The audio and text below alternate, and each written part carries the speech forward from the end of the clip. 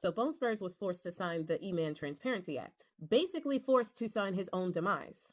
And he was sure that when it passed the House, that it was going to stall in the Senate. Both him and Mike Grinder Johnson were blindsided by the fact that it went through the Senate unanimously. Mike Grinder Johnson visibly shook as he was running away from reporters. He said that he was deeply disappointed, and it came out that he had spoken to John Thune, who is the Senate Majority Leader, and they had shared their concerns about the bill.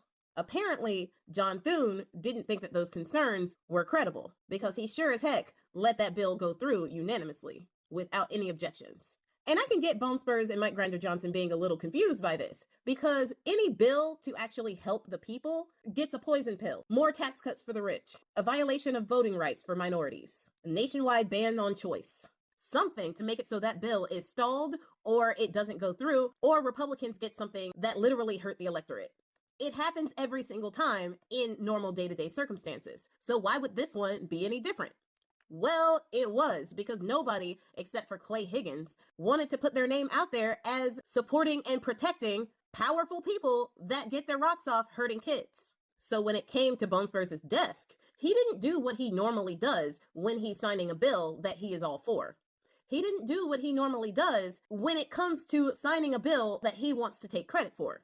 Instead of having a huge press briefing, everybody's in the Oval Office surrounding him with pictures and praise and all of that, while he signs a bill that's probably going to hurt the American people. Instead of doing that, he closed the White House completely to all press for hours.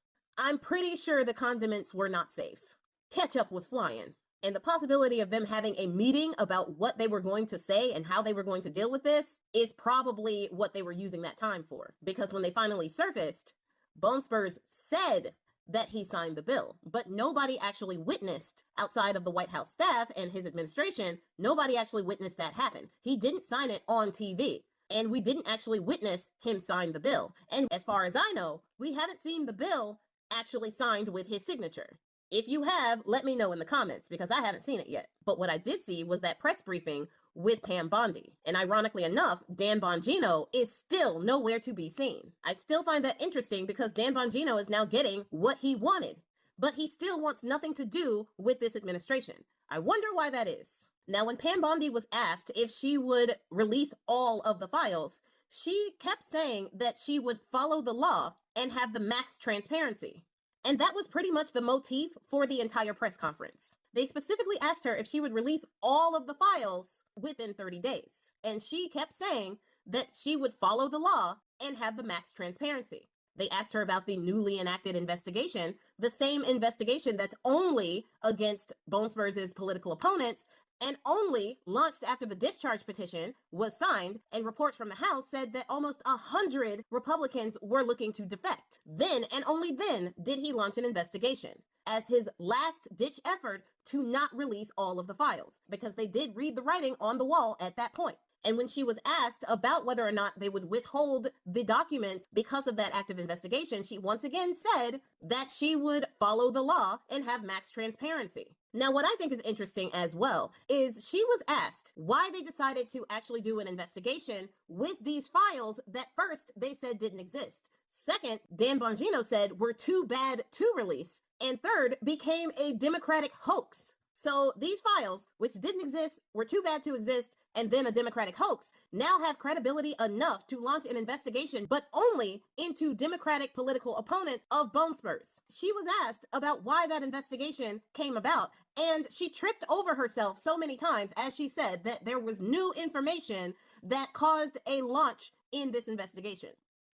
The new information was basically Bone Spurs commanding her for all the world to see on his social media site that she should launch an investigation. And lo and behold, she launches an investigation on the specific people that he named in that post. Even replying to him publicly, saying in her reply that Jay Clayton was going to be a very good person to take the lead on said investigation. So this was the new information. They had all of the information before. They apparently were going over the files since February, and they knew what was in the files because she told Bone Spurs in May that he was in the files and all and around and about all the files. So they knew what was in there. There was no new information. The only new information was the fact that he told her to open an investigation. And they did that so that they wouldn't have to release all the files. But the thing is, this is not just a subpoena. This is not just a request from the Oversight Committee again. This is a law. This is a federal law passed by Congress, passed by the House, the Senate, and supposedly signed into law by Bone Spurs himself. So they do not have the luxury of not following through with releasing all of the files. And even if this is under an investigation, the files that they keep need to be specifically tailored to said investigation, which means that all of the files specifically about Bone Spurs needs to come out. Because we already know from the estate that all of those files do exist. So if they try to not hand over those files specifically about Bone Spurs, then they're going to be in trouble, and Pam Bondi is looking at prison time because she is now breaking the actual law. So in order for them to keep the files about Bone Spurs, they would have to open an investigation into Bone Spurs. They're not going to do that. And Thomas Massey ain't playing around.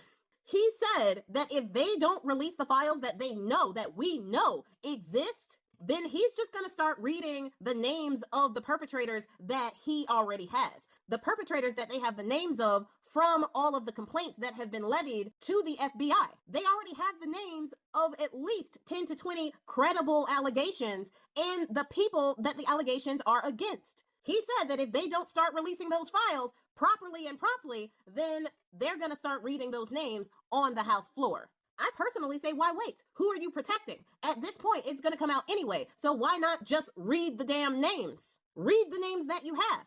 And I think it is rich that Pam Bondi, as she was saying that they were going to follow the law and that they would have max transparency, another thing that she said almost every single time was that if there are any other victims, they should come forward. Why the fuck would any other victims come forward with a DOJ that is actively trying to protect the perpetrators in these cases? Why would any other victim come forward that hasn't come forward already and put themselves in danger to be Joffreyed? Why? Why would they do that? This DOJ is not trustworthy. And if I was in their shoes, I wouldn't want to put my name on their radar because they are not trustworthy at all. This is the worst season of House of Cards I have ever seen in my life. Period. Files.